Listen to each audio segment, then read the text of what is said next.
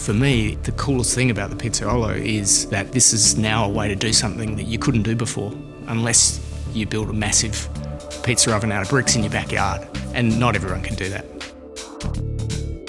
I was reading the modernist cuisine books when they first came out, and I noticed a couple of pages in that were based on an experience from the Fat Duck test kitchen where they'd been trying to find a way to make a wood-fired style pizza in their restaurant without building a massive kiln.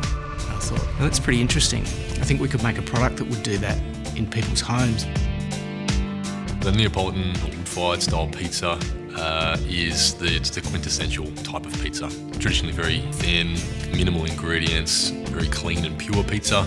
Traditionally cooked at really high temperatures in a wood-fired oven and cooked very quickly. The elements that make up a wood-fired oven basically make it perform so well. For starters, maybe the bricks. Inside that oven, that fire is generating an awful lot of heat, and those bricks are soaking it up and storing that energy. So when you go and place a pizza in, that brickwork can basically release all its energy into the pizza. For a commercial oven or a wood-fired oven to get to those sort of temperatures, it's a few hours of getting a fire in there, going and soaking all that energy into the oven. The whole thing's a kind of a slow process. There are pizza makers that are around at the moment that will do kind of an average job, but the limitation they all have is that none of them can get to the kind of temperatures and provide the kind of energy to the pizza itself to create wood-fired pizza. But we started experimenting with modifying ovens that we made, and we had limited success with that. After a bit of experimentation, trial and error, I decided to involve a couple of engineers and designers that work on kind of projects that are a little bit left field from the other projects that are running through the development group. So they set to work building something reasonably crude but designed exactly to put the heat where you needed it. And they got that prototype to the point where they could make a pizza in under 2 minutes. So that was getting pretty exciting. As we worked through our different prototypes and testing, making so many pizzas every day, we experimented with where to put the heat and where to direct it.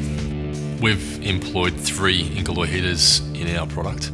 So rather than just having that go anywhere it wants to inside the cavity, we use heat shields or deflectors, and that's actually focusing that energy on specific areas of a pizza. The heat shield deflector was one of those sort of light bulb moments. It was a problem that we were facing for a long time. We basically weren't getting a pizza cooking fast enough or well enough using that amount of power. What that's doing is not only preventing the heat from getting to the part of the pizza you don't want to cook, but it's also making that heater more efficient in applying the heat where you do want it. So you end up with an even food result without needing to rotate your pizza during the cook cycle. The moving deck, or the moving active deck, that was basically solving an issue that, again, we created. One of the keys to the performance was by having the top elements close enough to the pizzas that you get these great leopard spots and all the sort of food characteristics you're after. But it meant having your deck so close to the elements, it was actually kind of difficult to load. So by having a system that lowered the deck when you want it lowered and raised it up close to those elements when you want to cook was something we kind of tried to address and prototyped and developed. The Element IQ system is something I think everyone will appreciate. It takes a lot of the thinking and guesswork about how to cook a great pizza away, because the oven's basically doing all that thinking for you behind the scenes. All you need to do is go and select the style of pizza you want to be cooking. The oven will then basically turn on different heaters. It'll apply power where you want it without you even knowing about it. Basically, people can enjoy this pizza at home without really understanding what's going on, but you get a great pizza. With the Pizzaiolo, the main thing we were aiming to do was enable someone to cook a Neapolitan pizza, but we've gone further than that and allowed you to cook all sorts of styles of food.